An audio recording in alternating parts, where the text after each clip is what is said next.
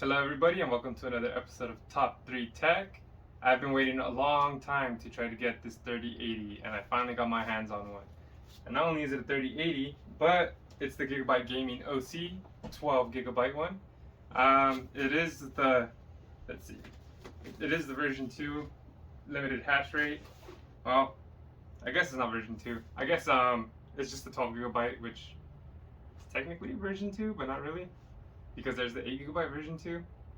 Anyways, that video is crazy with their stuff, you know, their tiers, they keep coming out with things, but I'm finally getting a 3080. I'm excited to test it out. Prices have gone down, so let's see what this thing can do.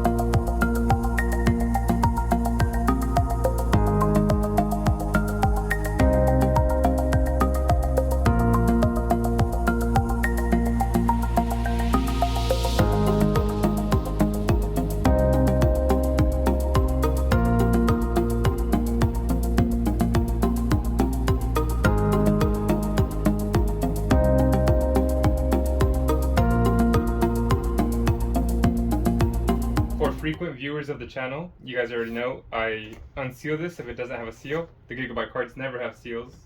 Look at, no seal. But anyways, I always unseal them if they're unsealed and always open the flap. But this is my first time look. I want you guys to experience it with me because who knows what we're gonna get inside these things. Different cards have different manufacturers package things differently. This has a black box. I'm really happy about that. Sapphire is notorious for just having a cardboard box, nothing flashy on the inside, but you know, we'll talk about that a different day. Alrighty, we got this Gigabyte envelope. Let's see what is inside. Sorry. Aorus. Register your product for a 4-year warranty. We want you to experience the best service you ever had. This is why on top of our standard 3-year warranty, we would like to offer you an additional 1 year of protection to your graphics card free of charge. You can enjoy a 4-year warranty by registering on the website within 30 days of purchase.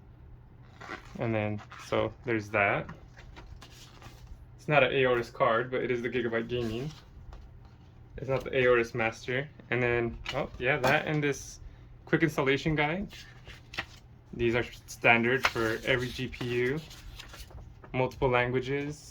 This pretty much looks like the one that was in the 6500 XT or every other Gigabyte.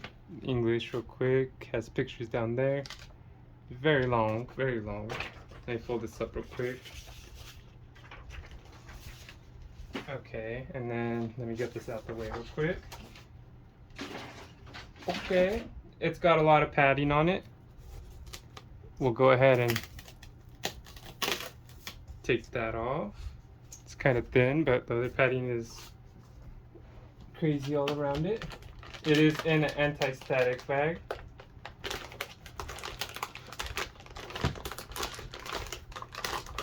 It's not too chunky of a card. For being a 3080, I pictured something thicker, like EVGA's or the Aorus Master. But let's get out of the bag and let's get a close-up on this bad boy. Here we have the triple fan design on the card. It is 320 millimeters in length. As you can see here, it has the Gigabyte Gaming in the center of the fans. And of course right here it says Gaming Series etched in. Pretty nice. On the back of the card we have a solid gray design. It is pretty plain except for the cutouts. Of course we have the BIOS overclock silent, and then we have the heat vent on the right. So it's not too bad of a looking card. Of course we have the radiator across the front. As you can see, the design right here by the Geforce RTX makes it look pretty nice. The Gigabyte logo does light up with RGB. It is a 16-pin card, and there's a nice space, which I don't really see often. The front is weirdly shaped like the rest of the Gigabyte cards. On the back of this card, we have 3 display ports and 2 HDMIs, which is something I haven't really seen before. I think that is pretty cool. Since I have these cards on hand, let me introduce them real quick. We got the Gigabyte Eagle 6500 XT, the XFX Quick 319 RX 6700 XT. We got the Sapphire Pulse 6800. We got the Sapphire Nitro Plus Special Edition 6800 XT. We got the 3070 Ti EVGA for the Win 3 Ultra. And then, of course, we got today's card, the Gigabyte Gaming 3080. And all of them got their own unique presence about them. You know, the Gigabyte in the middle of the fans.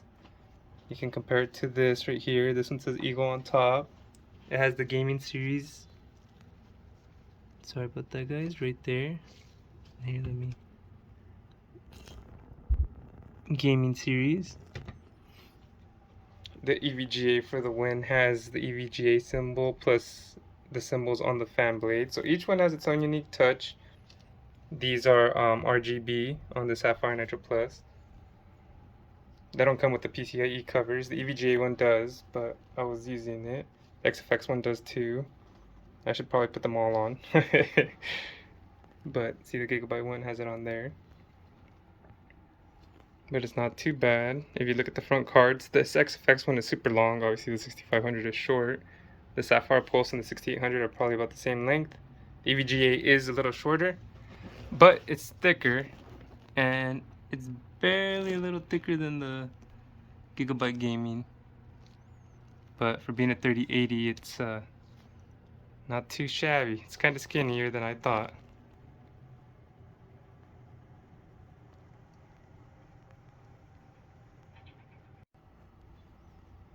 I really like the finish on the back of this Gigabyte Gaming. Here's the difference between them all. The Eagle 6500 XT is garbage. I hate when they don't have the back plate. That should go in something that doesn't have a glass panel. The Quick, I really like it. The white letters stands out pretty nice. It says XFX right here. That's pretty nice. Sapphire Pulse. I always say I wish this was RGB red, or you could change the color, but no RGB on that card. Sorry, I forgot to mention. There's no RGB on these 3 right here, actually. And then these 3 do have RGB. The 3080 minimally. This lights up. But my favorite would probably be the Nitro. The Gigabyte comes pretty close, especially this tier. I'm trying to think if I got a Gigabyte Gaming before. I think I have. What was it? I can't remember what card it was, but it didn't look this nice, I'll tell you what. Plus, right here it says screen cooling for the heat vent. You can see wires tucked right there. And it's kind of crazy that the BIOS overclock silence to the left. Some people were arguing me that it's always close to the power. And I told them every card is different, so there you go, guys. But that's the back of them. Obviously, you can pick which one you like the most. Comment down below to let me know. So this is what is facing you when you plug in your GPU into your case. That's RGB, I believe, right here on the Gigabyte. Let me just double check the box. I haven't turned it on yet. Yeah, so that's RGB. Obviously the Geforce RTX is painted on. RGB on the EVGA, that whole bar right there. I believe the PX1 lights up too. Maybe I'm mistaken. The for the Win 3 lights up for sure. On this Radeon, the Sapphire Nitro lights up, and then there's this bar right here that lights up too. And then these have no RGB. I didn't mean to separate them like that, but that's how it is. Like this is a 6-pin, this is 16-pin, 16-pin, 16-pin, 16-pin, and 16-pin. And I just thought it was interesting that these are spread apart a little bit, so you can see the difference. So you have to use separate PCIe cables. You can't use daisy chain ones, which you don't want to do anyways for graphics cards. But man, these all look nice, especially these 3 right here. But let me know which one you guys like down below, guys. Feel free to comment. Before we get started with the benchmarks, let's put the GPU inside the PC case, the Top3Tech PC case, to see how it would look in there. That's one of my favorite things. Some people can visualize how it would look in the Leland Cool 2 or with their motherboard. Well, that's how it looks like in the case. It actually matches pretty well. But let's turn on the RGB real quick to see how it looks lit up. Alright, so that Gigabyte does light up. I'm gonna have to push that to the side. That Gigabyte does light up. Matches my NVMe right now. There is no other RGB on top of this card, so it's kind of nice that look at that clearance. Barely. It's kind of nice that the NVMe helps light it up. The white lights look pretty nice with the 2. It goes with the white lettering. Overall, I like how the card looks. It looks nice in the case. But let's go ahead and go on to the benchmarking. I know you guys are probably interested in that. I am. I've been wanting to test out a 3080 for the longest time. So let's get to it. Before we go on to the benchmark, let's go ahead and list off the Top3Tech PC specs. What we have inside is a Asus X570 Tough Gaming Plus Wi-Fi motherboard. We have a Ryzen 7 5800X CPU. We got 32 gigabytes of Corsair Vengeance 3200 megahertz RAM. And of course, the GPU that we're testing today is the Gigabyte Gaming OC 12G Geforce RTX 3080. It's got 1755 megahertz boost clock. It's got 1260 megahertz core. It's got 12 gigabytes of GDDR6X memory. It's running on the Ampere architecture. And the recommended minimum wattage for a PSU is 750 watts. So now that we know a little bit more about it, let's go ahead and check out the temps. The GPU temperatures were tested at 1440p and 4K. These are the highest temperatures hit because I know people are interested in what's the hottest it gets under load. So anyways, for Time Spy and Firestrike, it was 72 degrees highest hit. For the Combustor, it was 71 degrees. Gears of War 5, we hit 72 degrees. Forza Horizon 5 hit 70 degrees. Shadow of the Tomb Raider hit 74 degrees. Assassin's Creed Valhalla hit 70 degrees. Call of Duty Cold War hit 74 degrees Celsius. And of course, Call of Duty Warzone was 75 degrees. Cyberpunk was at 72. This card was running a little hot. It did cool down a little bit lower to like 71, 72, maybe. It went down like probably 3 degrees compared to these high points. But for some reason, it did hit a little high point at first. So now we're going to head on over to the benchmarks. I got some nice music to play, and I'll talk about this card after, see what I thought about it.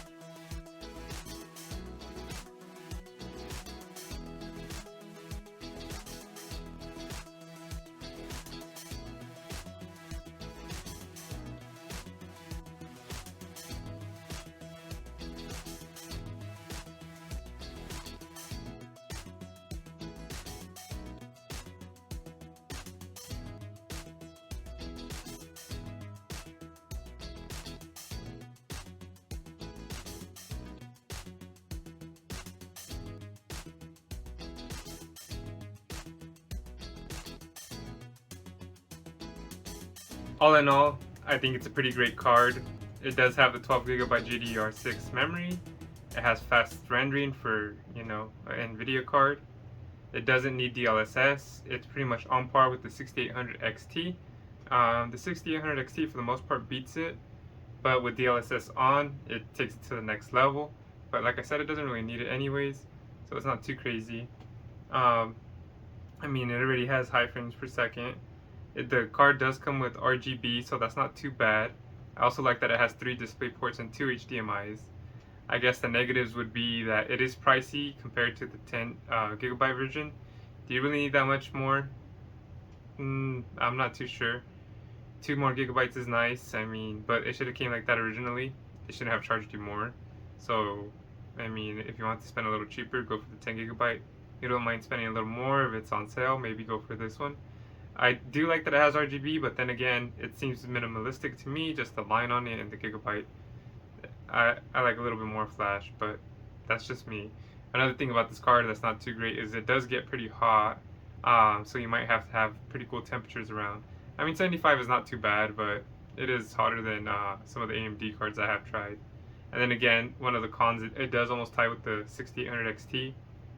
The 6900 XT is probably pretty close in price if you catch it on sale maybe. But, that's good and bad. Overall, I would recommend this card, especially if you have a Gigabyte motherboard or you want a 3080 12GB. It's not a bad card. I actually was surprised by the results, and I was surprised that it kept up with the 6800 XT so good. I thought it was gonna be a significant gap, but not really. They're pretty much on par. I hope you guys liked the video. It's a good 4K card. It was a good 1440p card. I would recommend it to anyone that wants it for either. But I hope you guys have a good day, and hopefully this helped you guys out.